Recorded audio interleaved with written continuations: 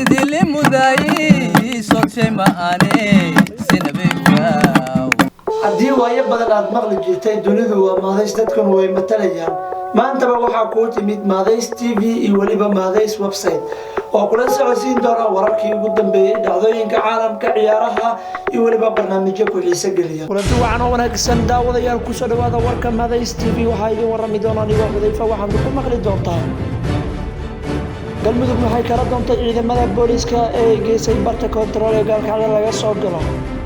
kiisas cusub oo COVID-19 oo laga helay deegaanada Somaliland iyo waliba siyaasiyiinta reer Jubbaland oo qaramada midoobay ka codsaday in dalka laga eriyo Francisco Madera qodobadaas iyo qodobo kale aad ku daawan doontaan isla markaasina ku dhageysan doontaan warka maadays aan ku bilaabay kiisas cusub oo COVID-19 ayaa waxaa xaqiijisay wasaaradda caafimaadka Somaliland oo sheegtay in laga helay deegaanada Somaliland wasaaradda ayaa sheegtay 24 saac la soo dhaafay in laga helay 8 kiis oo caabuqa COVID-19 ah dadka xanuunada laga helay ayaa kamid ah 5 rag ah iyo waliba 3 haween ah walow aan la xaqiijin deegaanada rasmiga ah ee ka yimaadeen taasi oo tirada guud dadka laga helay xanuunka guud ee Somaliland gaarsiinaysa 225 halka dhimashaduna ay marayso 17 ruux dadka ka bogsadana ay yihiin 23 qof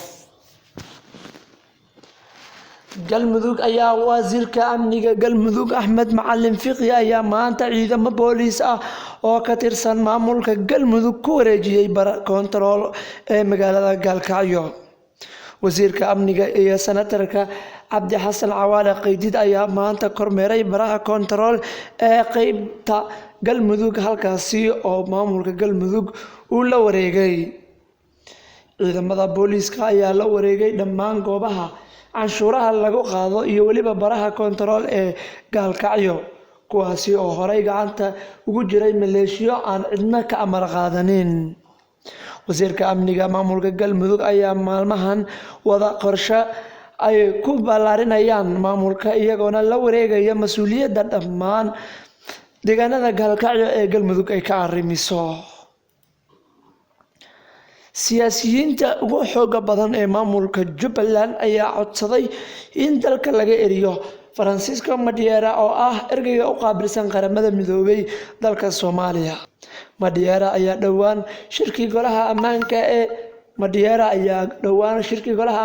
qaramada midoobay ee 22 bishan ka sheegay in heshiiskii ay magaalada Nairobi ku gaareen Axmed Madoobe iyo waliba xubnihii isbedel doonka uu mid qabiil balse uusan ahayn mid xal loogu gaaray taasi oo keentay inay ka caroodaan siyaasiyiinta reer Jubbaland aad mahadsantiin daawadayaal sidaad ula socoteen warka Maadays TV intaasina waxaa ku eg warkeenii doornimo